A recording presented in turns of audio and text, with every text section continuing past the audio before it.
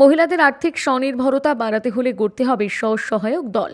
এই বার্তা আদিবাসী সম্প্রদায়ের মধ্যে ছড়িয়ে দিতে আদিবাসী পাড়ায় পৌঁছে চাটাই বৈঠক করলেন কেশিয়ারির BDO Hitangshu Haldar, joint BDO Dipak Chatterjee, panchayat সমিতির সভাপতি উত্তম শীট। বুধবার বিডিও পঞ্চায়েত সমিতির সভাপতি সহ একাধিক আধিকারিক ও জনপ্রতিনিধিদের নিয়ে ব্লকের দুধে বুধে এলাকায় আদিবাসী এলাকায় পৌঁছে বৈঠক করেন।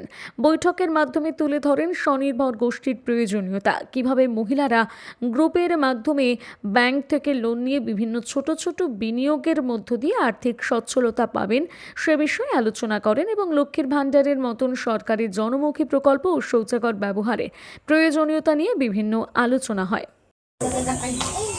যার 60 বছর বয়স হয়ে গেছে, লক্ষ্মীর ভাণ্ডার পেতেন, 60 বছর বয়স হয়ে গেছে, বার্ধক্য ভাতা পাননি, তারা কিন্তু ওই জাস্ট অনুমোদনটা দেয়নি বলেই পাননি, ওটা অটোমেটিকলি পেয়ে যাবে। ঠিক আছে, আমরা আমাদের অফিস থেকে চেক করে দেখে নেবো কেন অফিস থেকে দেখে নেবো যে আপনারটা কেন আটকালো, হঠাৎ কেন আটকালো।